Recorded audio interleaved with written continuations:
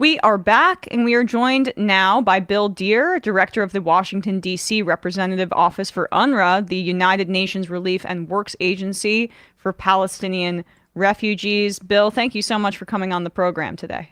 Well, it's my pleasure to be here. Thanks for the invitation. Of course. So, let's just start as broadly as possible for the audience. What is the history of UNRWA? What is its function for Palestinians as well within the Gaza Strip and beyond in places like East Jerusalem and the West Bank? That's a good question because folks don't actually realize the extent of the operation of UNRWA. UNRWA is actually in its 75th year. It was a temporary agency, believe it or not, that was set up after the 1948 conflict to address refugees. We are primarily a humanitarian and human development organization. So the bigger questions about final resolution of issues, believe it or not, aren't handled by UNRWA. The UN Security Council has people for that. What we do is we feed, educate, and medicate. And we are actually a little different than a lot of UN agencies in that we are an actual service provider. So we provide education to 500,000 kids, over 500,000 kids in our 5 fields of operation, which are Jordan, Syria, Lebanon, the West Bank, and Gaza. We run a healthcare network, a primary healthcare network, and we also provide humanitarian assistance. So, for example, in Gaza prior to October 7th, we provided direct food assistance to 1.2 million Palestine refugees. That means that we were bringing in, believe it or not, I think was 60 trucks a day. We represented over half of the food commodities that were imported into Gaza every month. So a family registered with UNRWA gets a quarterly food basket. The bigger the family, the bigger the basket. Things like flour, rice, beans, lentils, sunflower oil, and Lord help me, I have no idea why, sardines. So this is a little different animal in the world of the UN because we are actually on the ground as a direct service provider. Can you speak to the conditions 1948 and beyond that necessitated the UNRWA providing this kind of relief in the Palestinian territories? Well, UNRWA actually predates the UN agency that handles refugees for the rest of the world, the UN, what we call UNHCR, UN High Commission for Refugees. And that was because we thought it would be a temporary issue. Not we, right. The UN thought it would be temporary. And since this is now the longest unresolved political issue probably going on in the world right now, our work continues. Just 2 points about that. Believe it or not, so this was not set up by the UN Secretary General in 1949. The UN Secretary General didn't say, let's form an agency. No, this was a creation of the UN General Assembly led by the United States. And believe it or not, every 3 years we have to renew our mandate. The UN General Assembly has to vote to keep us going. So that's something that's not widely known about the agency, but it is not. The other thing folks don't realize is we're headquartered in Amman, and we're headquartered there for a reason, because during the Oslo process, it was really our belief that we were going to be turning the keys to the UNRWA system over to some entity.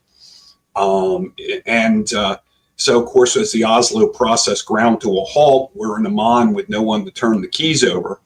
But I can tell you, and I've known a couple of commissioner generals now, even in the 5 years I've been working with the agency, every UNRWA commissioner general hopes they're the last commissioner general. And what has that every 3 year renewal process look like, I guess, in relation to, Israel's kind of contentious relationship with UNRWA and the United States as its primary diplomatic backer on the world stage? unlike the UN Security Council, which has the permanent vetoes of the five victors of World War II, the US, Russia, China, France, and England, the UN General Assembly operates on majority votes, and the UN General Assembly overwhelmingly approves the extension of the UNRWA mandate every 3 years. And that's basically, I would imagine, just to get Palestinians by, because, as you say, this is the longest conflict, or I mean, in my opinion, occupation, illegal occupation that has been yet to be resolved. In large part, I would imagine, and I guess I'm curious about your perspective, due to some internal obstacles that the U.S. does create with their Security Council vote. The status of Palestine refugees, and that is our responsibility, is what you call a final settlement issue. And it is not for the agency that is a humanitarian and human development organization to opine on those bigger picture matters, except to say that they are unresolved. And until these final settlement issues are unresolved, sadly, UNRWA goes on. But again, what happens is that you're a humanitarian and human development organization that is doing your job in the most complex political space in the world, where seemingly both sides of these final settlement issues project onto UNRWA, some of their hopes and fears. Can you talk about what, I guess, over the past few decades and more recent history, what has UNRWA expanded in the how necessary the services are in the Gaza Strip? Just historically, is UNRWA filling more and more gaps in the healthcare and education system in Gaza over the past few years? And then obviously we can then touch on October 7th and beyond. Sure. I think it is fair to say that Gaza is the largest of UNRWA's 5 operational fields. And I think it's also fair to say that over the last 10 years or so, more and more folks have had to avail themselves of UNRWA services in the Gaza Strip. Our field director, Tom White, told me at one point that it's like a sub-Saharan level GDP there right now. Even before October 7th, enormous unemployment. Half the population is 18 or younger, and the younger the age, the higher the unemployment rate. And the age, the median age being so young, is due to conditions, due to bombings, due to warfare, etc. I would say the demographic is simply well, how do you put that tactfully? Yeah.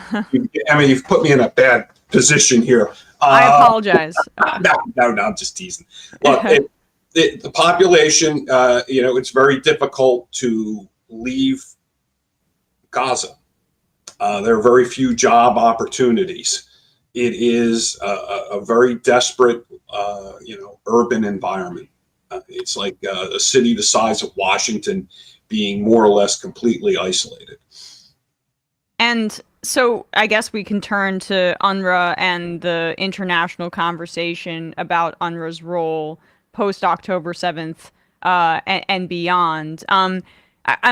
What has the distribution of humanitarian aid looked like since October 7th, and even more recently, as we receive reports that humanitarian aid is largely not being allowed through these points of entry?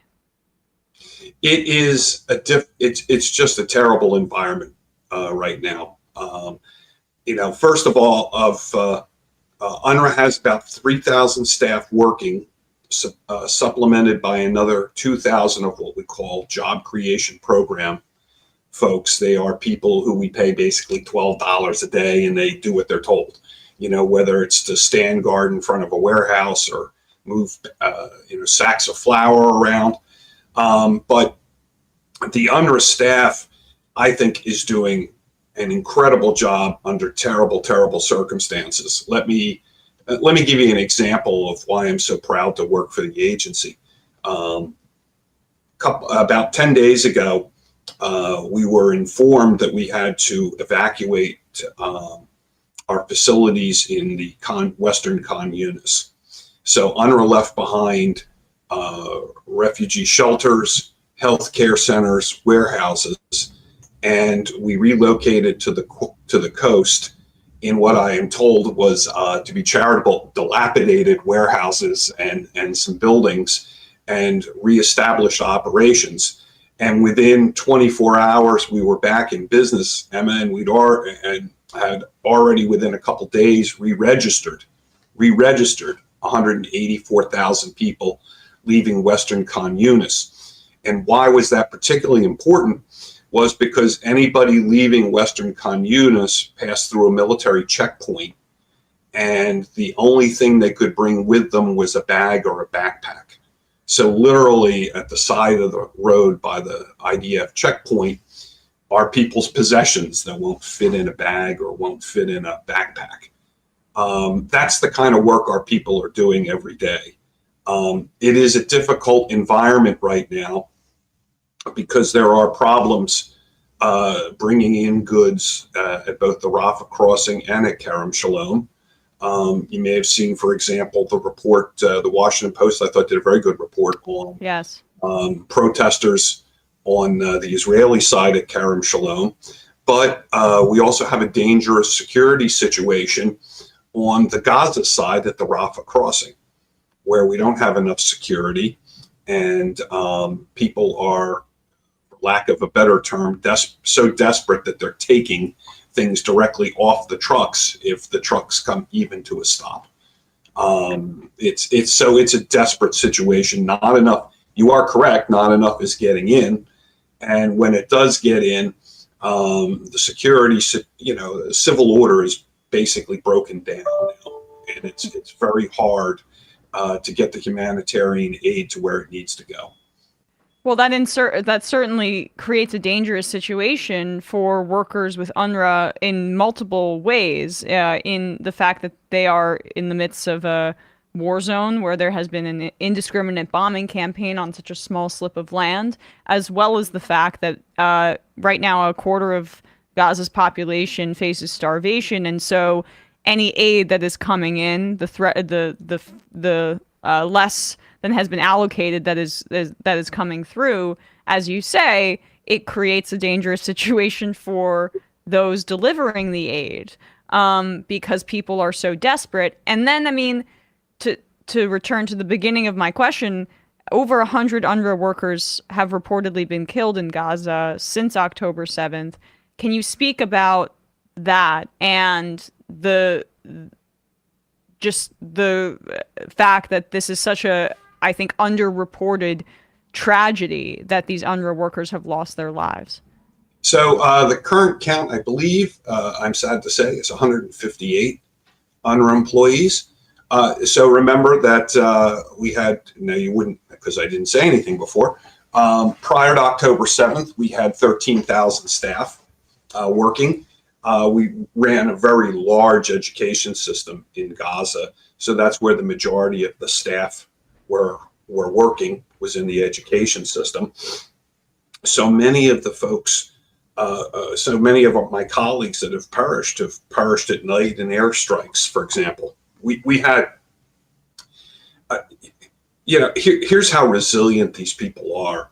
I told you that we have about 3,000 working every day, supplemented by 2,000 more job creation folks. These people have all themselves been displaced, and they show up for work every dang day.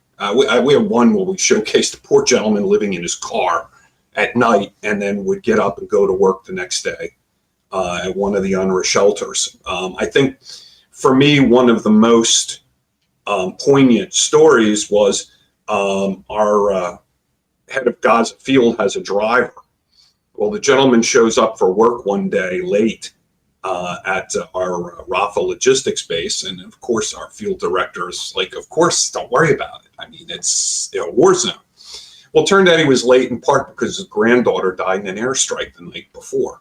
These are people who are working, doing extraordinary work under just the most dire of circumstances.